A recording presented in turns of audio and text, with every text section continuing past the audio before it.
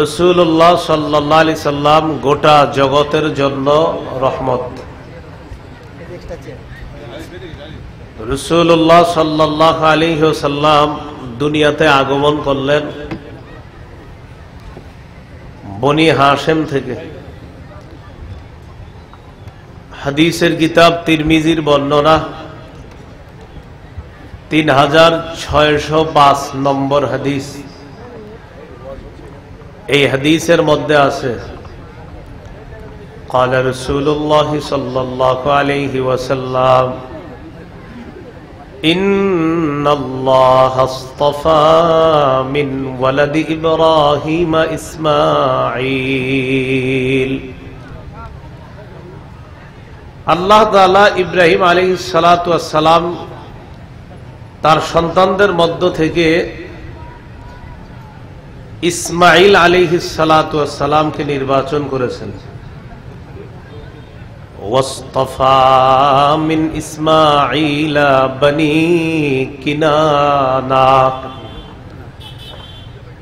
ইসমাঈল আলাইহিস সালাতু ওয়াস সালামের বংশ থেকে বনি কিনানা নামে একটা বংশ, তাদেরকে আল্লাহ নির্বাচন করেছেন। ওয়াসতাফা মিন বনি কিনানাতা কুরাইশা। বনি কিনানা থেকে আল্লাহ তাআলা আমাদের আপনাদের আমাদের সকলেরই প্রায় পরিচিত নাম কুরাইশ বংশকে নির্বাচন করেছেন। ওয়াসতাফা মিন কুরাইশিন হাশিমা। কুরাইশ বংশ থেকে আল্লাহ বনি হাশেমকে নির্বাচন করেছেন।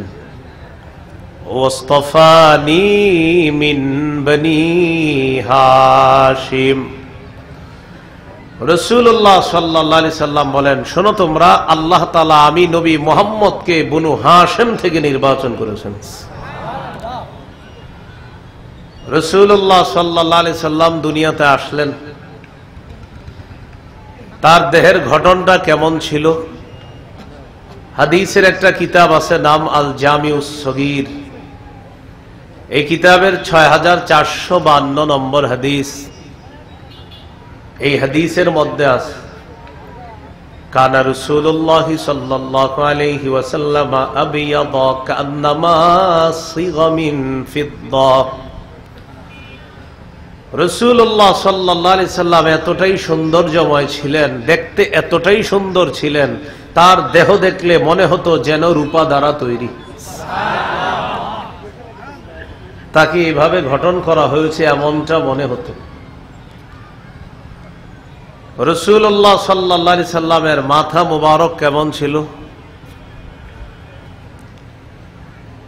তিরমিজির বর্ণনা 3637 নম্বর হাদিস। 3637 নম্বর হাদিস।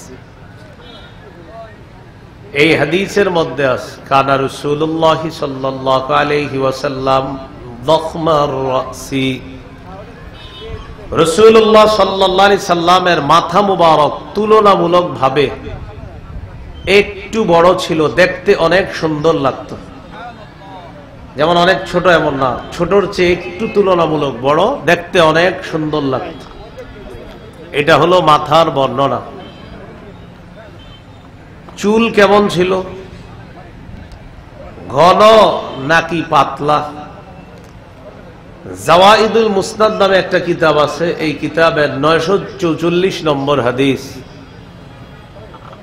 এই হাদিসের মধ্যে আছে কানা রাসূলুল্লাহ সাল্লাল্লাহু আলাইহি ওয়াসাল্লাম কাসীরা শা'রির রাস।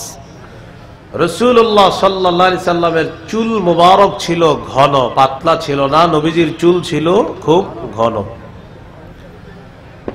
এবার এই চুলগুলা কি কোকড়ানো ছিল না লম্বা ছিল? সহিহ মুসলিমের বর্ণনা 2347 নম্বর হাদিস। এই হাদিসের মধ্যে আছে আন আনাস ইবনে মালিক রাদিয়াল্লাহু তাআলা আন। আনাস রাদিয়াল্লাহু তাআলা আনহুর বর্ণনা, তিনি বলেন লা বিল জাদিল কাতিতি ওয়ালা বিস সাবতি। রাসূলুল্লাহ সাল্লাল্লাহু আলাইহি সাল্লামের চুলগুলা একেবারে কোকড়ানো ছিল না, আবার একবারে সোজা লম্বা ছিল না। তাহলে কেমন ছিল? এটা আবার আল জামিউস সগীর কিতাবের 6475 নম্বর হাদিসে আছে কেমন ছিল চুলগুলা। عن أبي هريرة رضي الله تعالى عنه قال كان رسول الله صلى الله عليه وسلم رجل الشعر